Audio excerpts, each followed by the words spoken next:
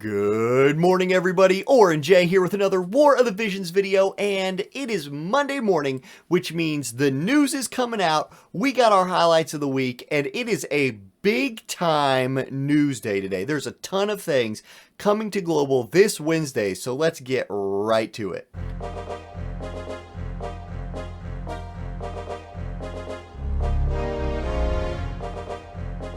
Alright, now let's jump into the notices here, and first of all, straight away we have a maintenance notice. This just means Tuesday afternoon at 1800 world time, they're going to take servers down. No Guild Wars that day, probably. Just normal stuff whenever there's a big patch, and it is a big patch. Now, we have Frontlines number 12 this week.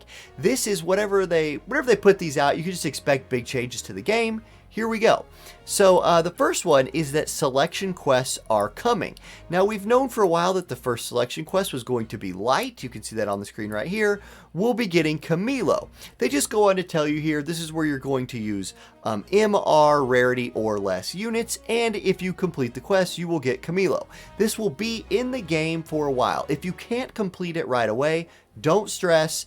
At least in JP, you could wait a long time and complete this later, still get the unit, really cool, and it's a free UR, right? So go get them, that's pretty neat. Also, the ability board improvement is coming. This is where when you look at a unit, or when you look at an Esper or a unit, you can see what was previously hidden on their ability boards, right? So like with an Esper, you had to awaken them that last time before you could even see what their like new nodes were going to be.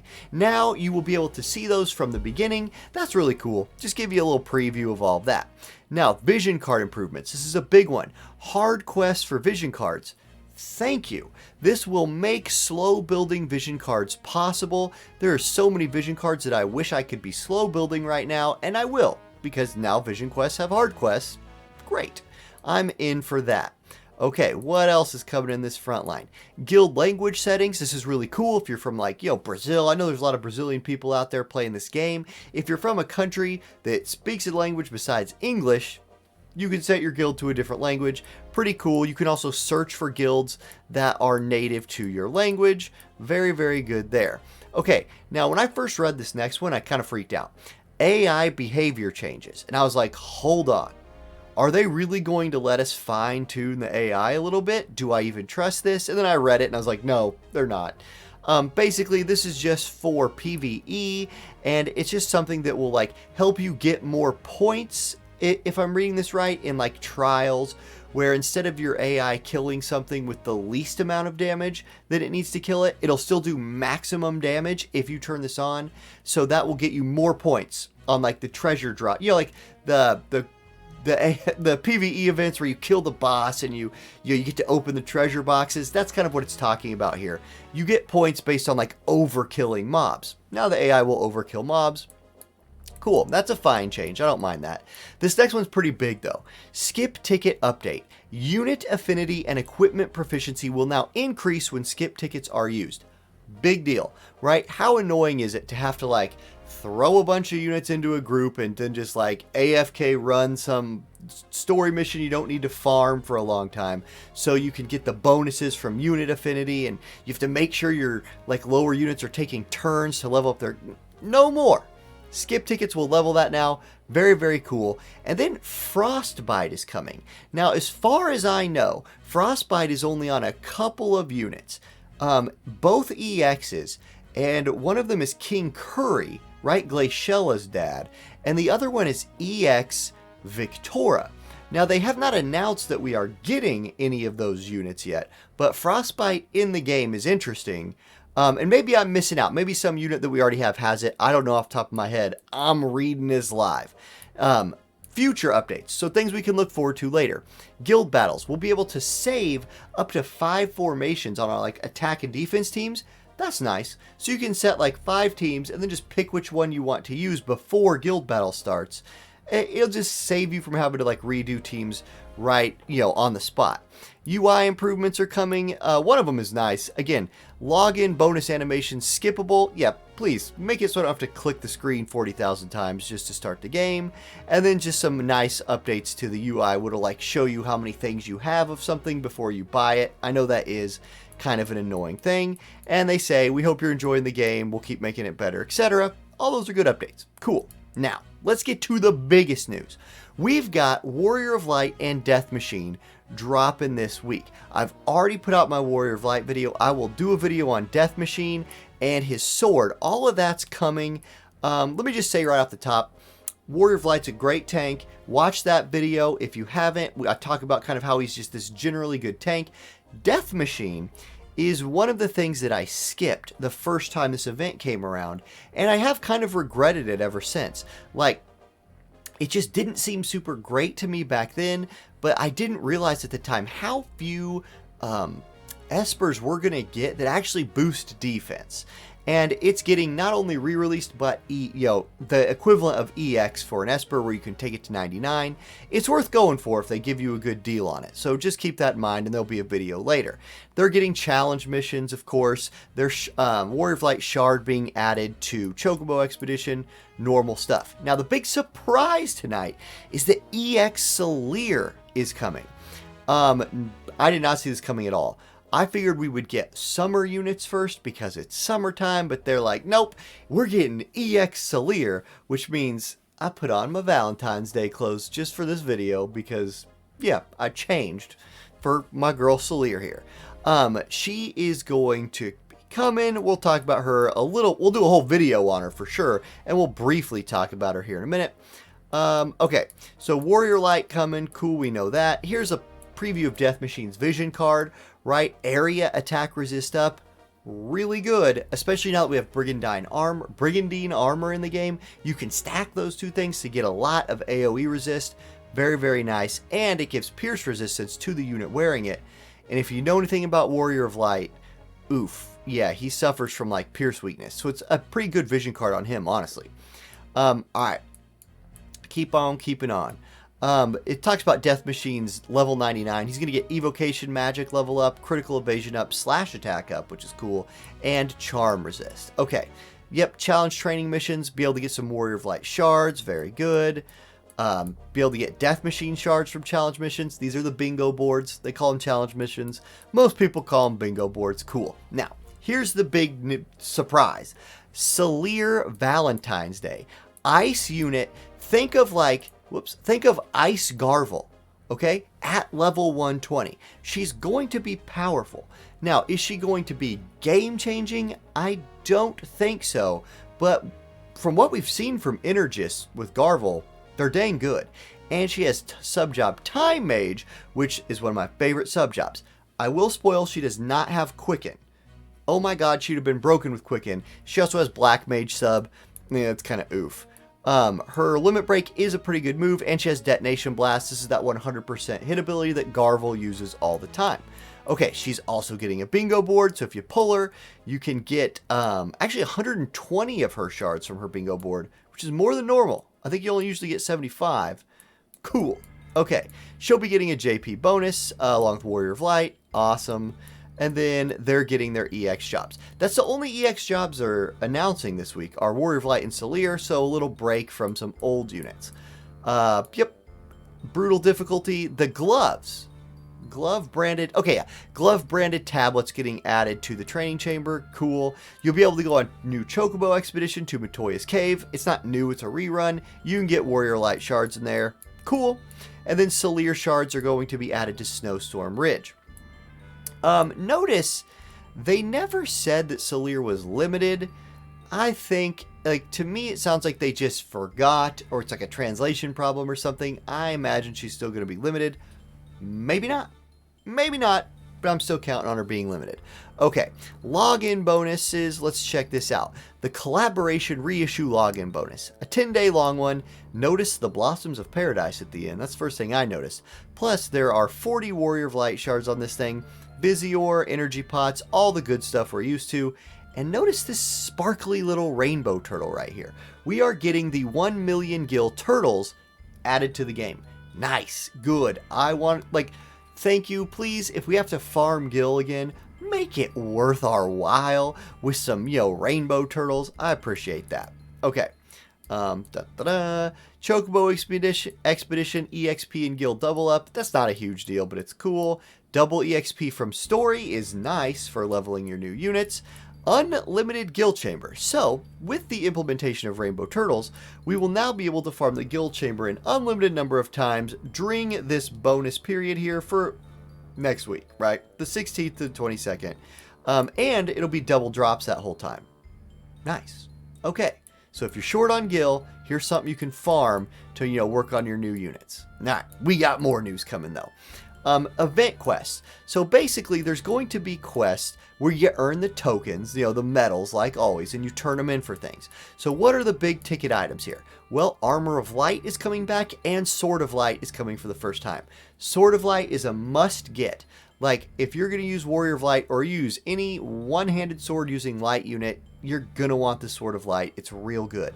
Armor of Light, also very good item. Magic resist, high spirit, good for your plate-wearing tanks or just plate-wearing bruisers that want to not take a lot of magic damage. Cool. All right.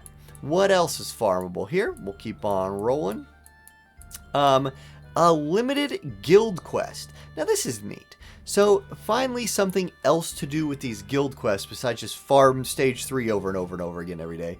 So, once a day, we'll be able to challenge this quest, and we're going to be able to earn some, neat prizes here. Light Fragments of Thought, Light Awakening Prisms, definitely need those. Red Magicites for Death Machine. Cool. It's another quest we can do to hopefully still earn some guild experience for our statues and earn some nice side prizes. Very, very nice. Okay. Next, we got the Agitator coming back. This is coming back specifically for Valentine Salire. We're going to scroll down a little bit here. Well, here, I'll just talk about it right now because it's at the top. This is where you're going to be able to farm her, glove for her Energist job. That's why this is coming back. Maybe they'll add some other things to the shops for this or whatever, but something you can farm if you want to get Salire a glove, or you need to farm one for Garvel for the first time. Cool. Now, new Gill Snapper, sellable item. I was watching Merlot's stream tonight right when he saw this, and he made a really good point. He said, look, if you farm a whole bunch of these, and it's the middle of June, maybe don't sell them yet. You might sit on these. They're worth 1 million gil until next month.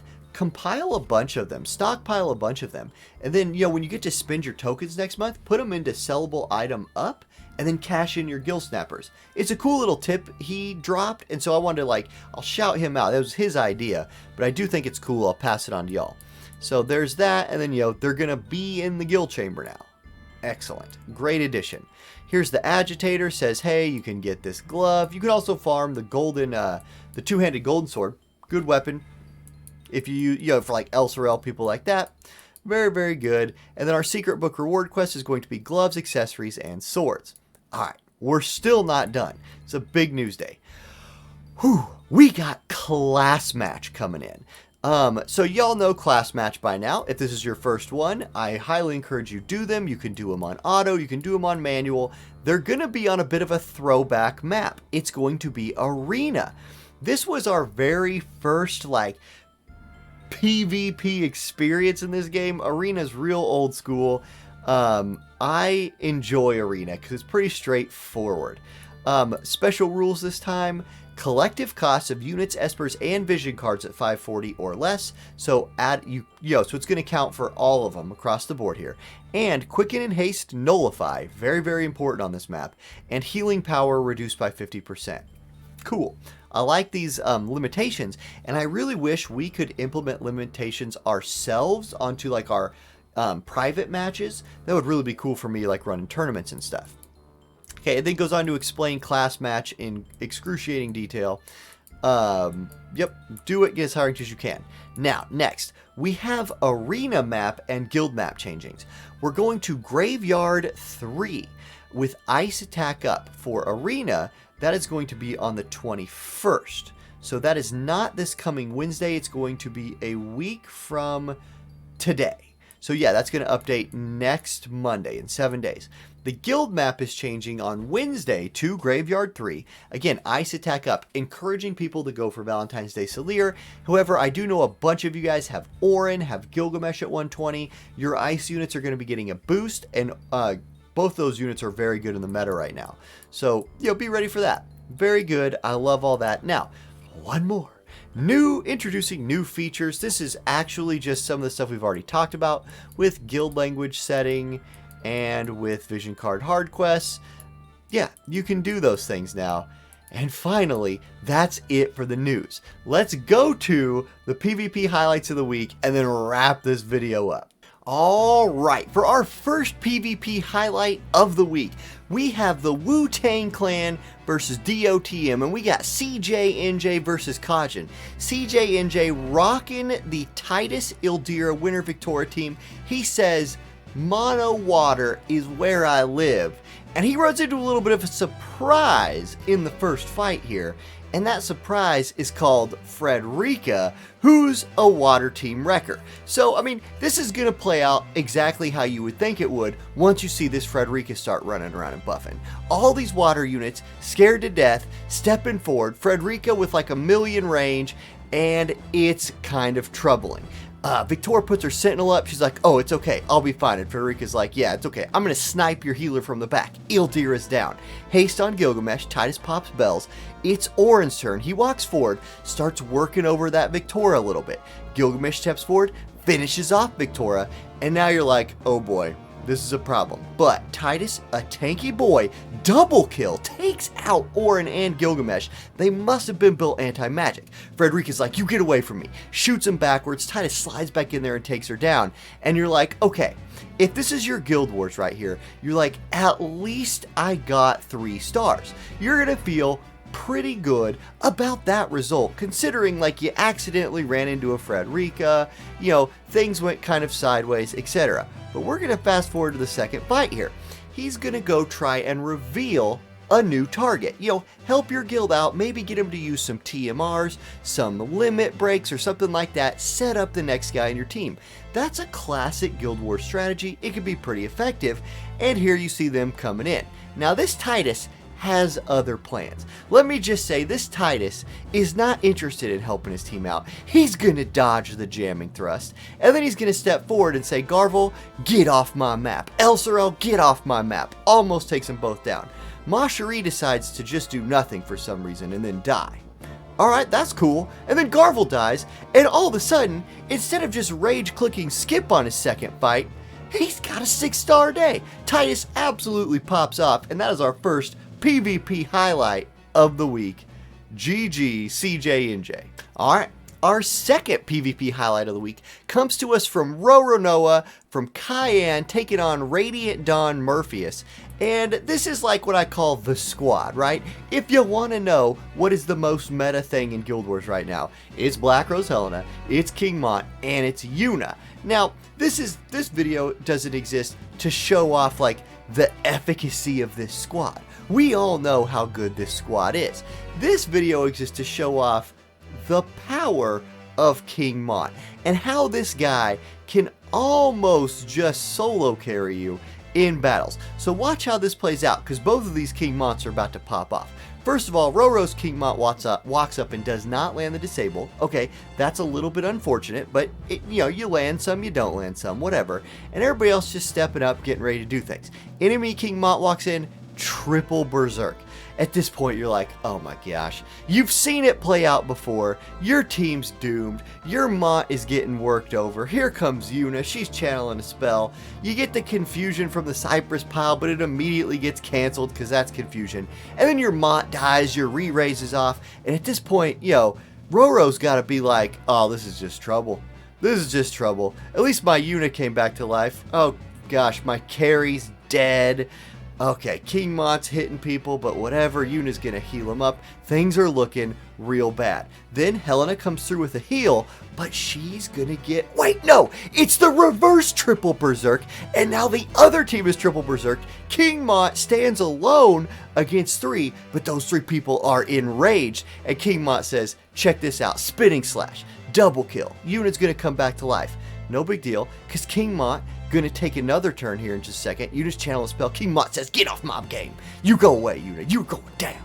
And now it's Mont versus Mont. 1-on-1. Mono e mono. Oh, 2,600 damage. 1,500 coming back at you. It looks like Roro's Mont is up to the job. And the 1v3, 2 straight fights where the tank of the team pulls off the 1v3. That was insane. GG. Thank you guys for those Fight of the Week videos. And that's actually going to wrap up today's War of the Visions Weekly. I am redoing my tier lists into something that I think is more digestible than just a conglomeration of a whole bunch of UR units. I'm going to break it up into role types. That's a big project. I'm working on it right now. So hopefully by next week, I have all those ready to go. I'm going to release them in like sets, like tanks, supports. I'm going to break it up in a lot of different ways and hopefully make it something that's more useful, because for real, tier lists are just kind of a fun thing. But thank you guys for watching. Look forward to those. Good luck to anybody going for Valentine's Day Salire, going for Warrior of Light. I will, put my special Valentine's Day clothes back on for Salire whenever, Wednesday, right?